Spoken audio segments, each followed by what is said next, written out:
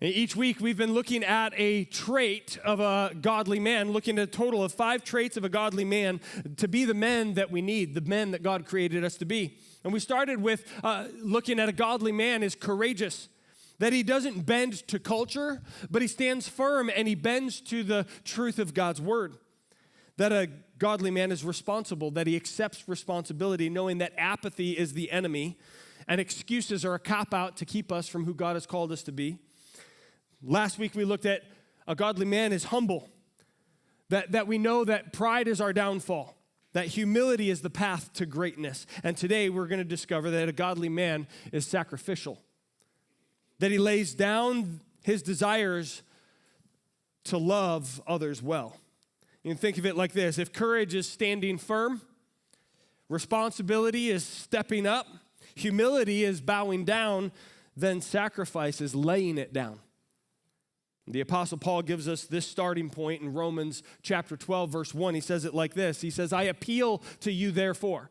He's writing to the church in Rome, and he's pleading with them, and he's saying, I appeal to you, therefore, brothers and sisters, by the mercies of God, to present your bodies as a living sacrifice, holy and acceptable to God, which is your spiritual act of worship. Now, if you think about that, the problem with a living sacrifice is that it keeps trying to crawl off the altar when things get uncomfortable. A living sacrifice, it crawls up, it crawls down, based on how it feels in the moment.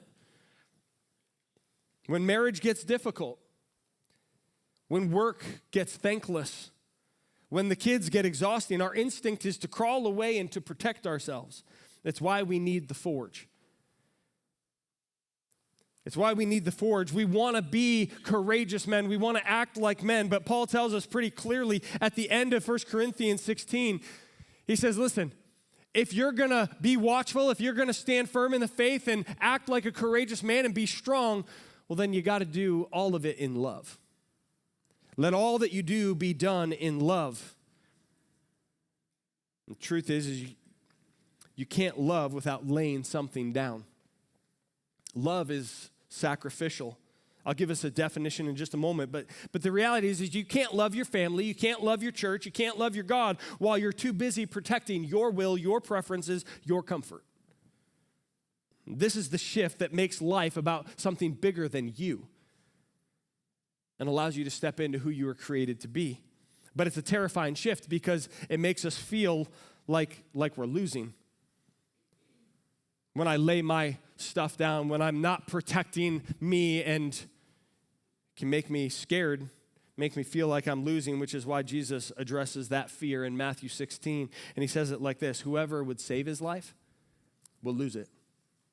But whoever loses his life for my sake will find it. That the purpose of your life, your existence, you will experience it to the full. You will know what it is when you lay yourself down, because you don't find your life by protecting it, you find your life by surrendering it.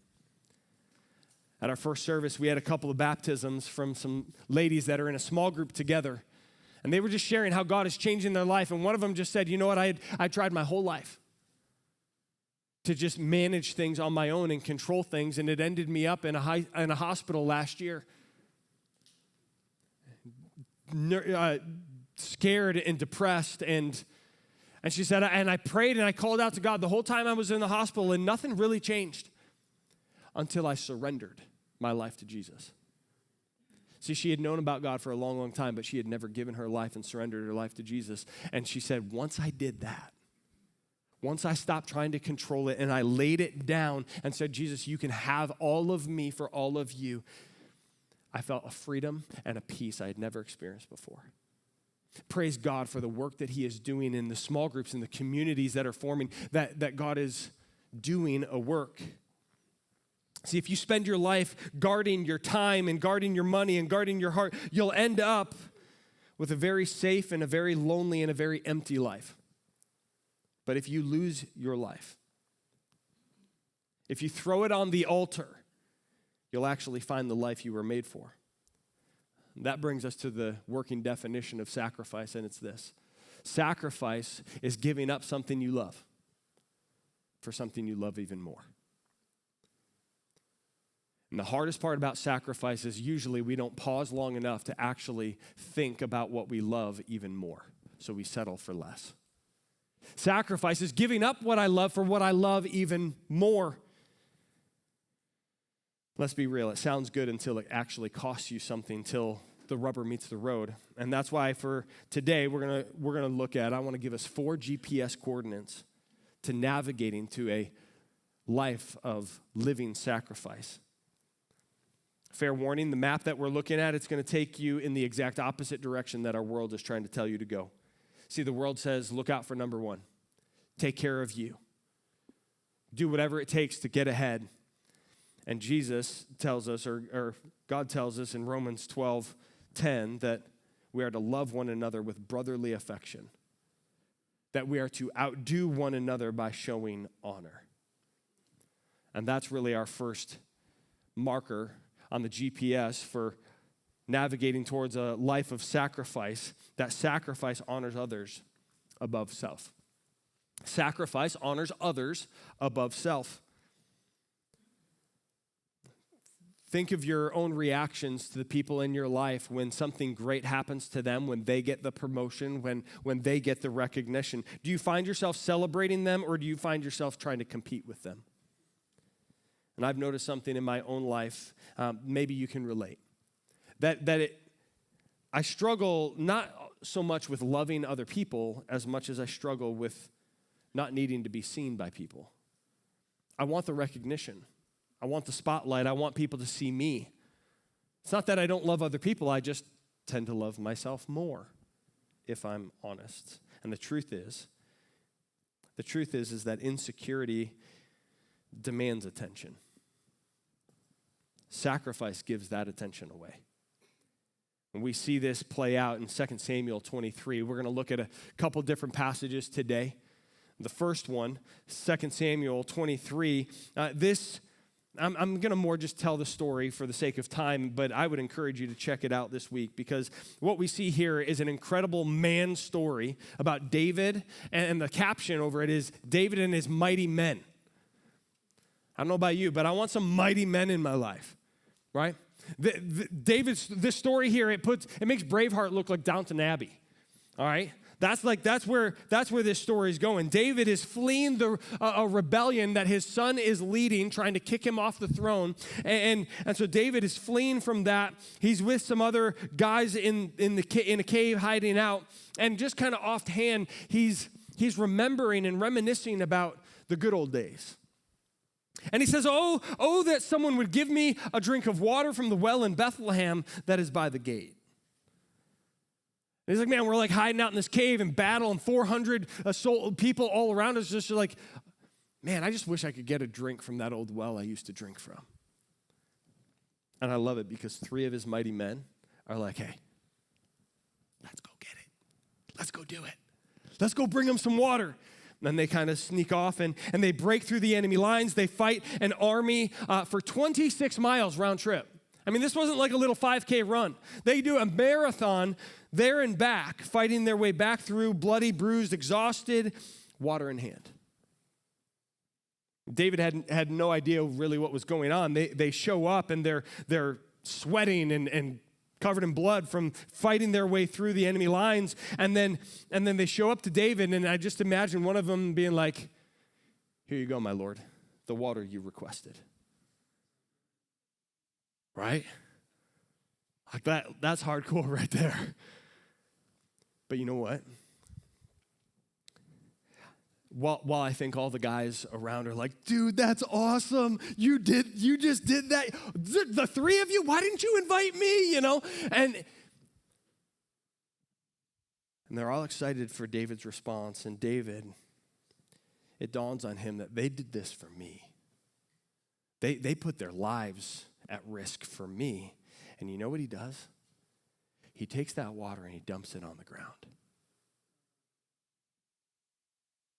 The Bible says, far be it from me, O Lord, that I should do this, that I should drink this. Shall I drink the blood of the men who went at risk of their lives? Therefore, David would not drink the water.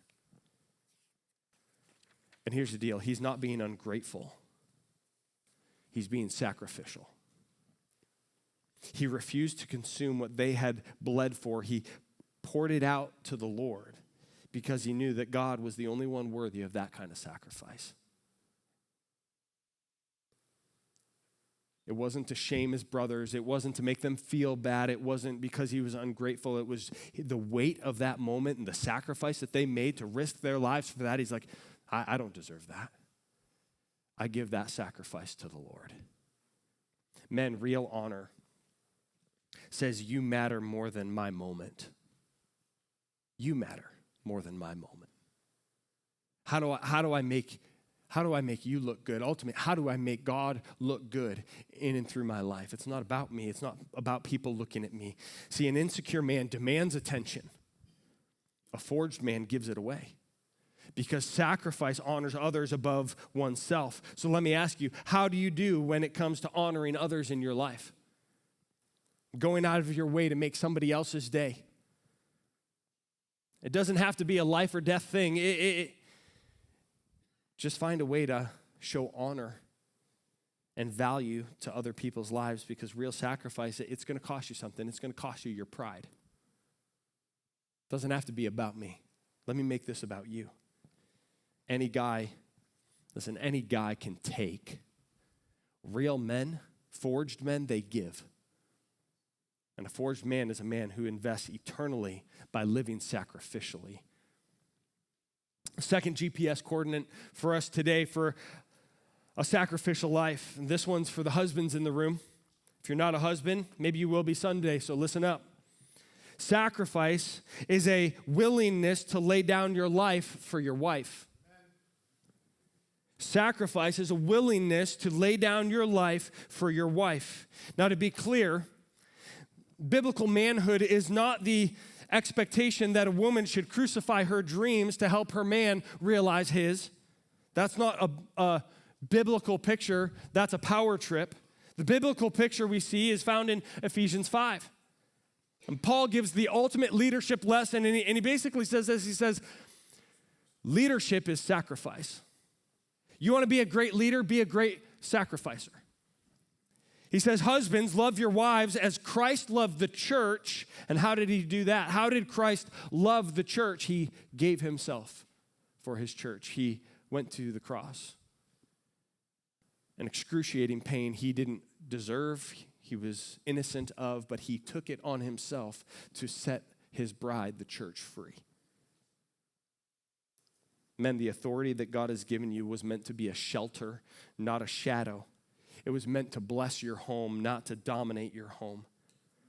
And when men posture up with this dominance or superiority in their home, when they use their voice to bully or their silence to push, men, you're misusing the authority that God has placed on you.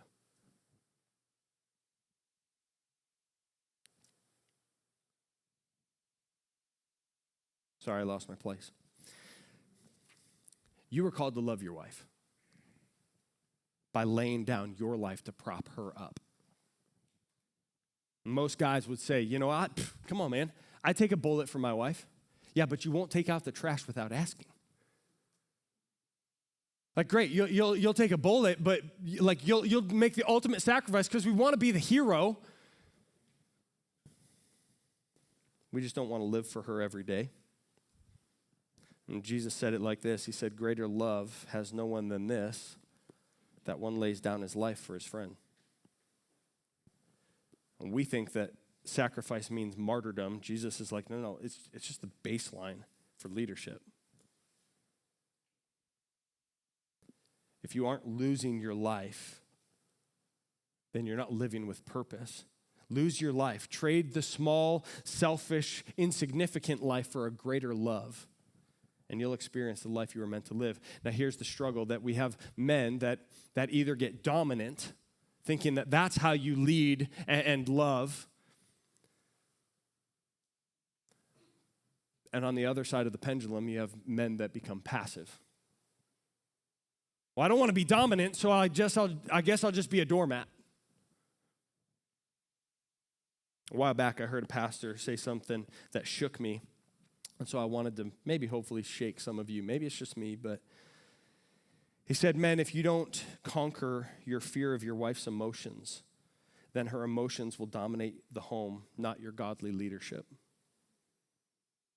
If you have to tiptoe around the house, if you have to ignore the problems because you're scared of the blow-up of emotions that might come as a response, you're not being peaceful. You're being a passive leader. That's not sacrificial love. In fact, that's not love at all. That's apathy. And apathy is the opposite of what Christ has called us to. Sacrifice doesn't mean being a doormat. Sacrifice means loving her enough to address the hard things even when it's uncomfortable. Think about the definition of a godly man that we've been looking at. That a godly man rejects passivity. He accepts responsibility.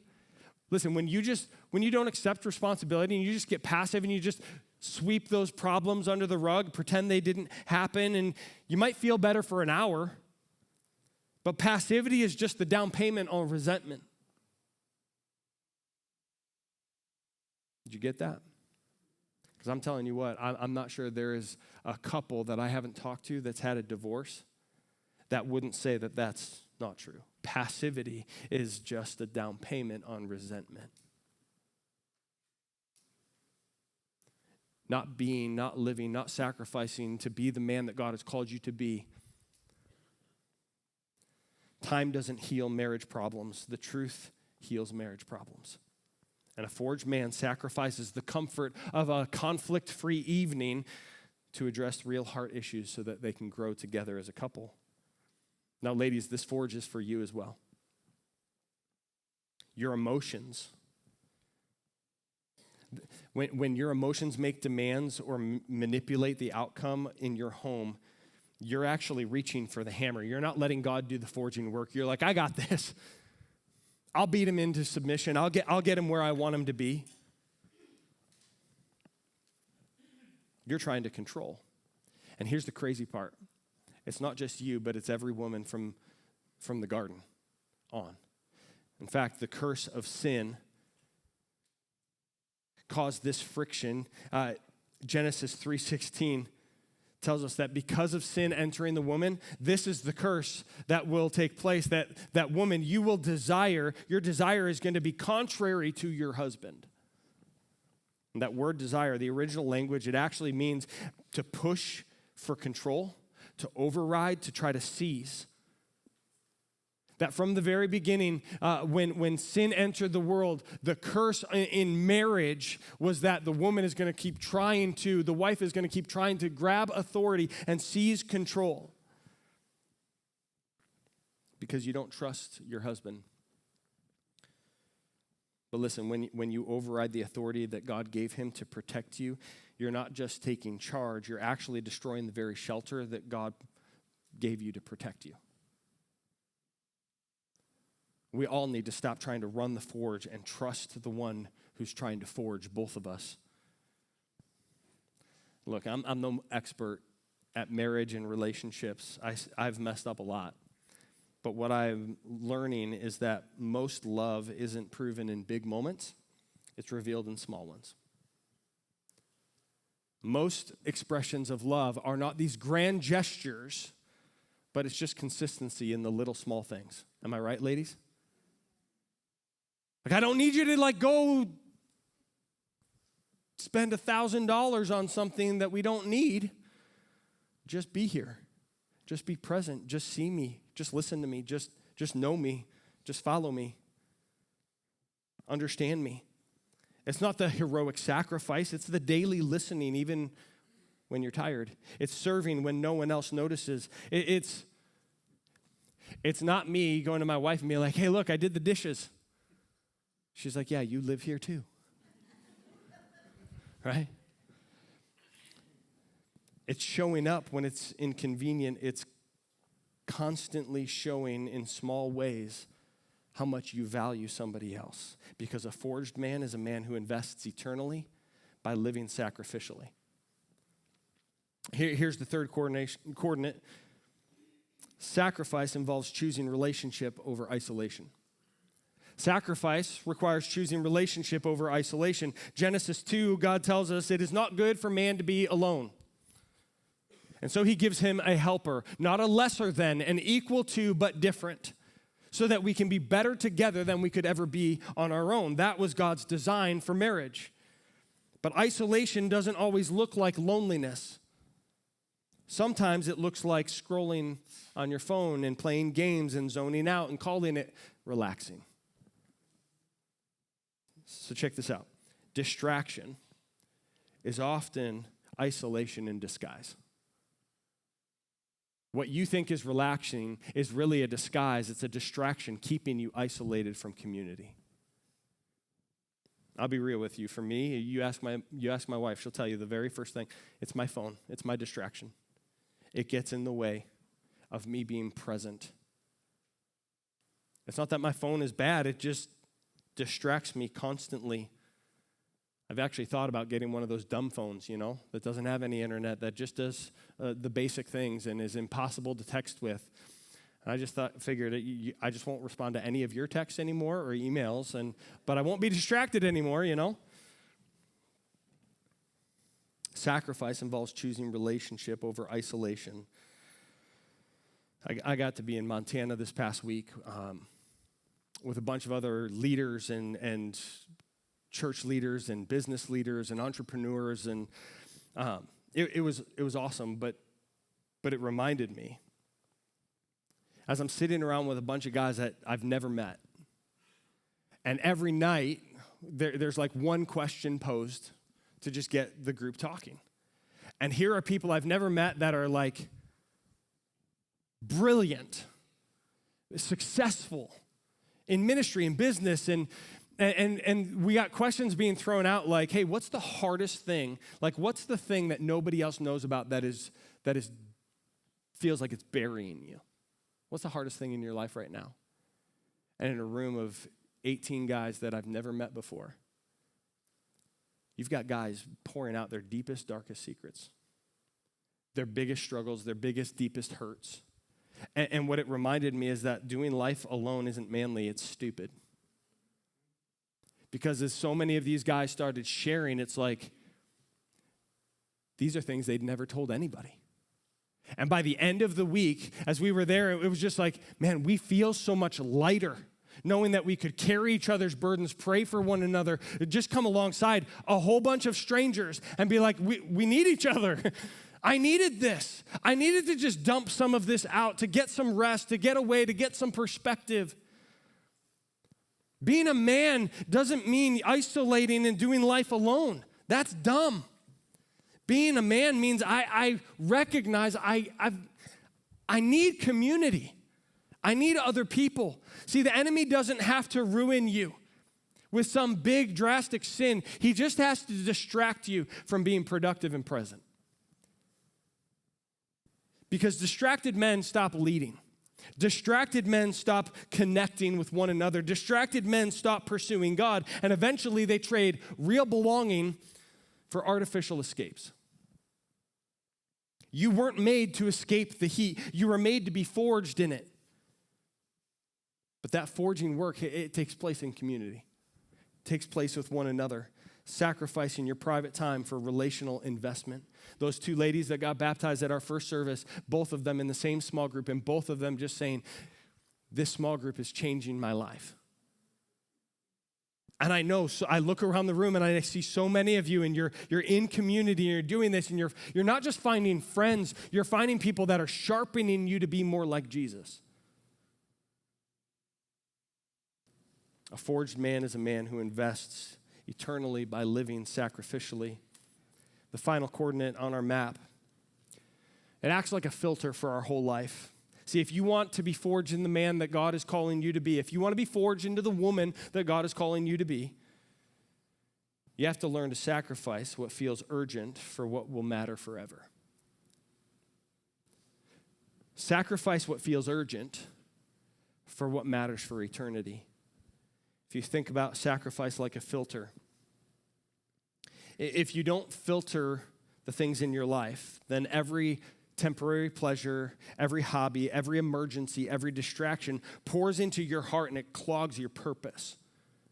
You don't know who you are because you're so distracted by everything. You're like, well, yeah, I'm a this and I'm a that and when I have time I do that. You don't have any purpose because it's so distracted by a billion other things. Not bad, just not most important.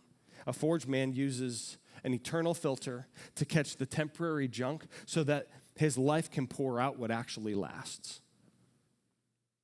And nobody's life shows the cost of that kind of sacrifice or that kind of living for urgency better than Abraham's life. Abraham is a guy, his life is captured in the early chapters of Genesis, around Genesis 11, 12 through 23, 24. And early in Abraham's life, and don't be confused if you start reading, his name started as Abram, and God changed it to Abraham. Same guy, just upgraded a little bit. Early in his story, though, Abraham, he was a man driven by the urgent. Whatever felt urgent, that's how he lived. And so twice in Genesis 12 and in Genesis 20, he finds himself in a foreign land, feeling the heat of danger, and so he decides to save his own skin by lying, and he tells the local king, oh yeah, no, that's not my wife, that's my sister. I mean, imagine the cowardice. Like, he's so afraid going into this foreign land. He's like, my wife is hot, and they're going to be like, they're going to kill me to get her. So I'll just tell it, it's my sister, and hey, you can have her. Willing to sacrifice his wife's dignity, the sanctity of his marriage to protect his own pulse.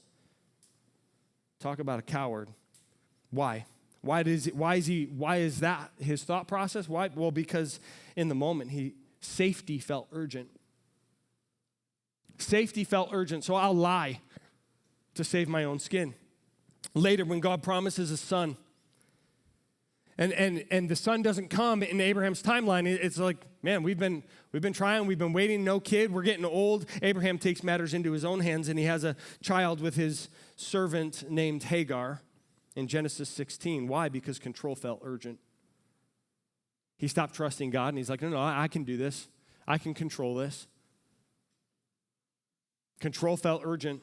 Every time Abraham chose what felt urgent over what was eternal, it didn't solve his problems, it just multiplied them. More pain, more fear, more generational chaos. Because the truth is that what feels urgent is rarely what matters most.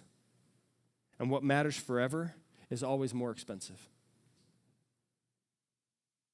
God keeps Abraham in the forge. I love the Bible because it's real. It doesn't give us a whole bunch of stories about perfect people. It tells us about real, normal people who mess up over and over again. And God, when he keeps us in the forge, he's shaping that out of us. By the time we get to Genesis chapter 2, Abraham is not the same man.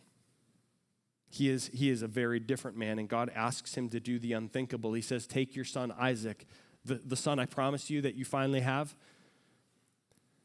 and I want you to bring him and lay him down as an altar, at the altar. Offer your son back to me, God says. Now, those of you that are newer to the story, maybe haven't heard the story of Abraham before, you're looking at this like, sounds like a horror movie. What kind of God would demand a child?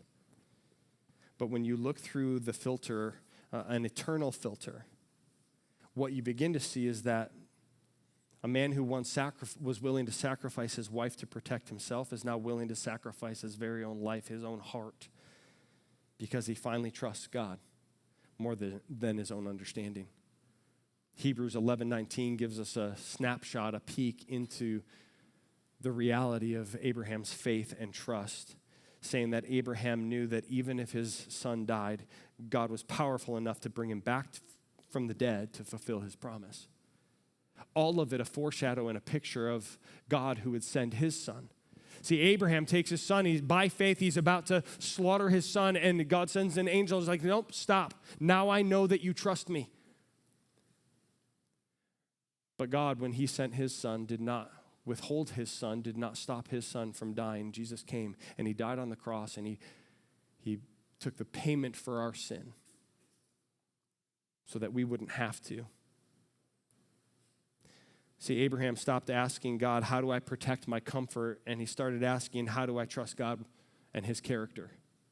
He realized Isaac wasn't just his son. Isaac was a gift from God. And you can't worship the gift more than the gift giver. When Abraham lived out of what was urgent, it produced fear. But when he lived out of what was eternal, it produced a legacy. This is the heart of 2 Corinthians 4:18. It says it like this: we look not to the things that are seen, but to things that are unseen. For the things that are seen are transient, they're temporary, but the things that are unseen, these are the things that are eternal. And how many of us live our lives with just what's right in front of me, my comfort right now, my pleasure right now, what feels good right now, and we forsake the eternal blessing that God has in those very things. How many of us think, God's command to not have sex before marriage, that's such an old, antiquated thing that doesn't apply to me anymore. Because I want what I want when I want it, and we forsake the blessing of purity entering into marriage. Here's the deal. If you can see it, if you can touch it, if you can buy it at Cabela's, it's temporary. But if it's your character, your marriage, the soul of your kids, that's eternal. Stop spending eternal energy on temporary toys. Sacrifice is simply the tool we use to prioritize the things that truly matter over the momentary interruptions that wane for our attention. Listen, if Christ is truly your Lord and Savior, then prioritizing him isn't a chore. In fact, if Jesus is my Lord and Savior, then when what he asks me to sacrifice isn't really a sacrifice if I trust that he has something better for me. A sacrifice is laying down what I love for what I love more, and I love Jesus more. I trust him more that what he says is best, that what he has in store for me is best. Why would I settle for anything less?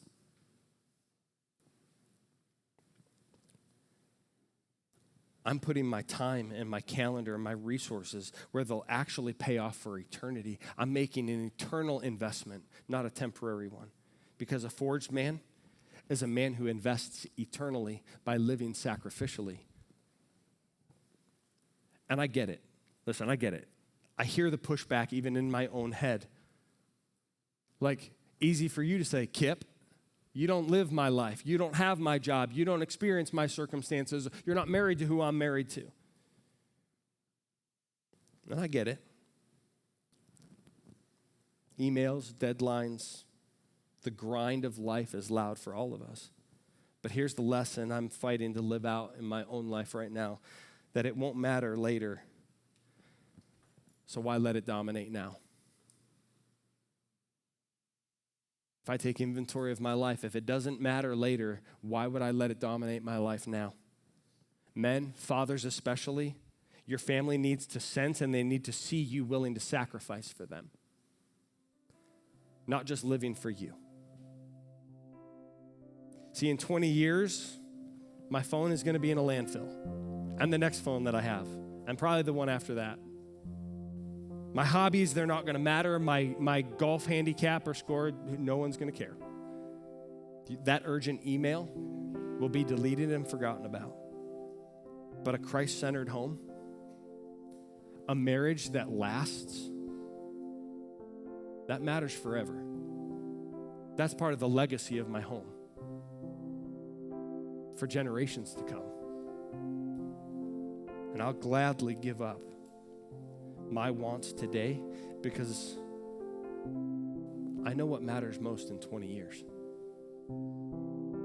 What kind of filter do you have over your life? Is it urgency or is it eternal? See, I'll be the first to admit today, I get this wrong all the time. I get it wrong as a husband. I get it wrong as a dad. There are more mulligans, do-overs I wish I could have with my kids.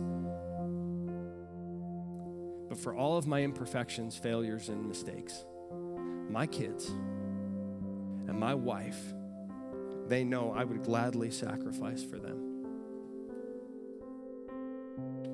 That means doing things before being asked just because. Again, I'm not saying I'm great at this, but it is my heart when I pause long enough to let the eternal filter lead rather than the urgent. It means prioritizing what others need over what I want. It means 600 decorative pillows around my house, because that's what, not my wife, but maybe that's what yours does.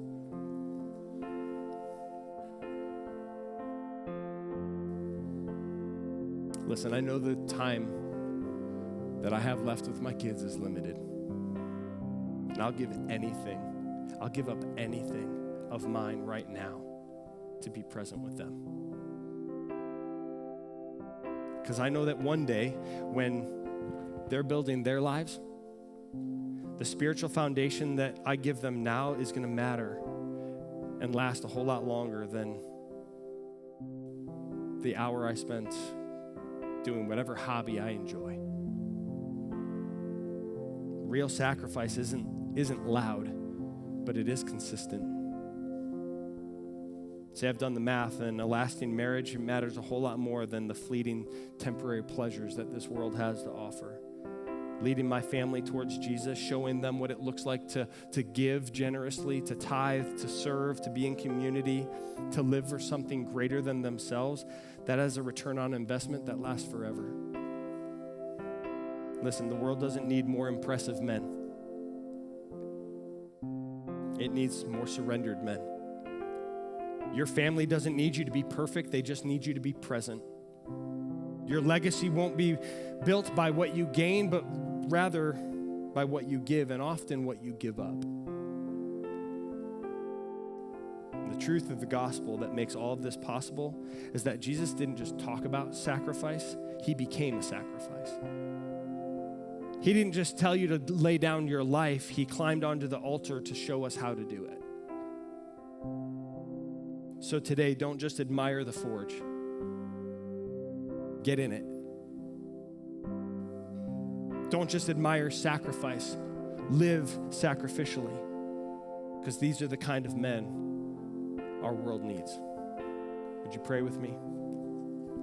God, we thank you for this day.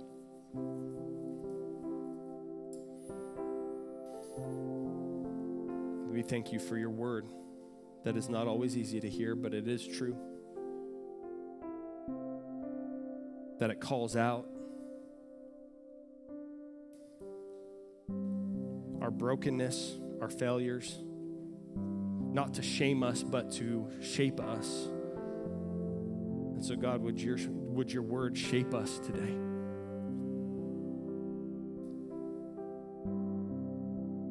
That as men in this room, we would sacrifice the things that we love for what we love even more, that we would have an eternal filter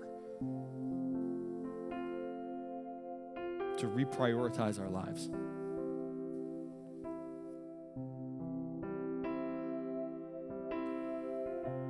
Would you shape us to be men who invest eternally by living sacrificially?